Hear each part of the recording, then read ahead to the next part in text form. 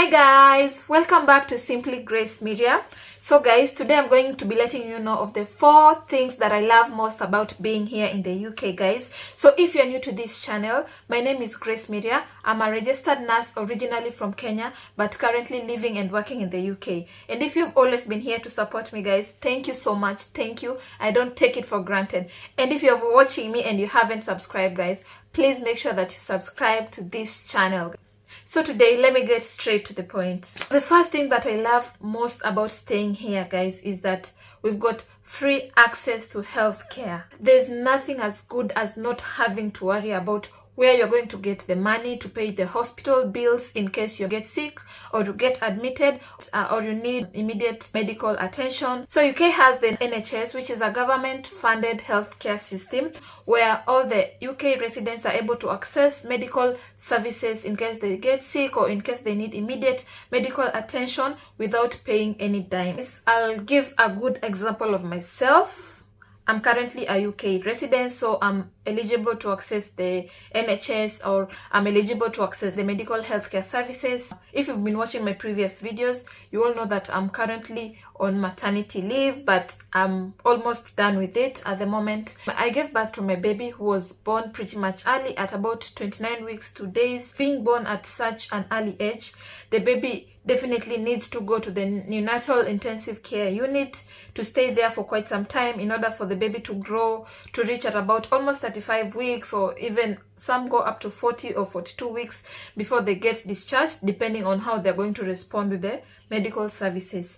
And I also had to undergo an emergency cesarean section, me staying in the hospital like about 2 weeks or more before I gave birth, because I was admitted immediately. My water broke. So the reason as to why I gave birth early is that I had placenta abruption, and also my waters broke pretty much early, so I had to be admitted in the hospital so that they can monitor me for quite some time to prepare for labor. And just since it was pretty much early on my gestation, so I just had to stay in the hospital so that in case of anything, in case the baby decides to come like immediately, then they're going to be able to know how they're going to work on that. If I was to pay in cash or medical insurance, guys, now you can imagine of how much money we are now talking about. It's a lot of money. Mind you, my baby stayed in the neonatal intensive unit for 42 days, and even before that I gave birth in a different hospital, not where she stayed for the longest time. So they were able to transfer her in between the hospitals so that she can come closer to where we were. If they're adding together with the ambulance transportation, together with the NICU stay, the 42 days, together with all the medication and everything, so you can just imagine of how much we are talking about. That's a lot of money. So I remember my dad calling me and asking me, now where are we going to get all this money to pay the hospital? Because coming from Kenya, of course, we've got the government funded healthcare system. There's some amount of money that you will have to pay. There's some things that I've got to buy, maybe some medication or some other things that the baby needs while he's there in the hospital. My dad was asking me, now what are we going to sell now? What are we going to sell so that you can be able to pay that money? Because this place is much expensive than in my home country, and he can only imagine of how much millions we are talking about here. Then I just told him that, Dad, you're not going to pay anything. I'm just going to the hospital to pick my baby and that's it. Then he was just like, my daughter, if you know what is good for you, please stay there. Stay there. If you're able to access free medical services, just stay there. Free healthcare system is one of the most important things that I love about staying here. And I wouldn't say that it's free because we also get taxed at some point, but it's really worth it. So the second thing, guys, that I'm talking about today is free education. Free education, guys. When I'm talking about free, is free education. So up to about 16 years. Well, I'm not exactly sure because I've really not done much research on that, since my son just started recently school. And he joined reception. So the first day when we went for the orientation to know where each and everything is, to meet my son's teacher and showing us around the school so that we can know the routine and everything. Then I asked the teacher, so what kind of books are we supposed to buy for the children? What kind of pens do they need? What books are we like supposed to be buying? Because me coming from Kenya, definitely, where we used to be carrying like about 12 or more books when we were going to school, and we used to buy our own books, our own textbook, our own writing books and own pens. Like, we have to buy everything. You have to buy everything for yourself. There's no way that the school is going to be providing anything for you. So when I came here, I just knew that the system is more or less the same. But to my surprise, the teacher told me that all they need to carry is just a snack and some water. Even lunch in my son's school, they're being provided for. So you can imagine not having to worry about buying books, because books are being provided by the school. Whenever they're moving into their classes, they are given some books. They're given some books to be reading each and every day, where they have to return it. And they're also given some books in which they're going to write inside.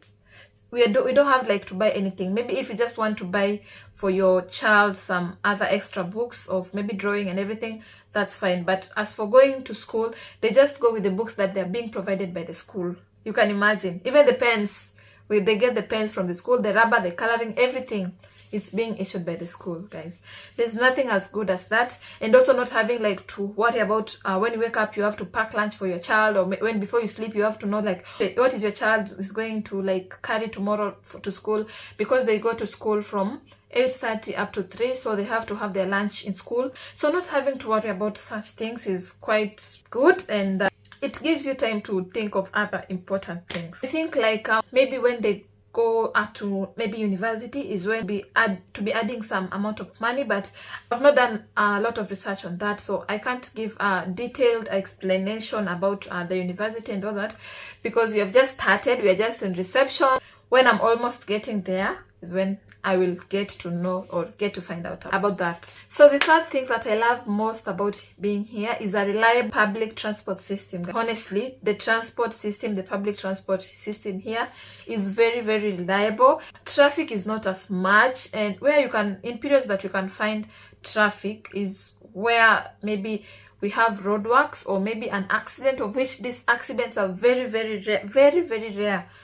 So people are there to the traffic rules very much, and these are one of the reasons that prevent the traffics and prevent accidents from occurring now and then. Most of the time we use the Google Maps. So the exact time that the Google Map is going to be telling you that the bus is going to be leaving this stop to this stop, and you're going to be arriving at your place of destination this stop. Guys, it's the same.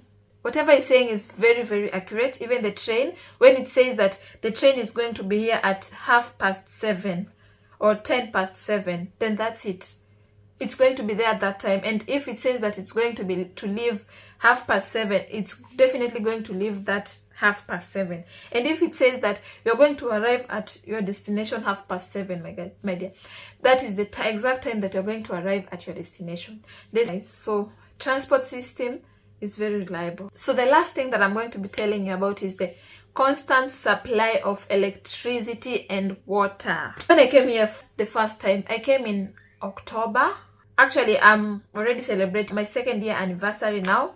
So when I came here around this time last year, it was a bit raining. Even currently it's a bit raining, but not that much.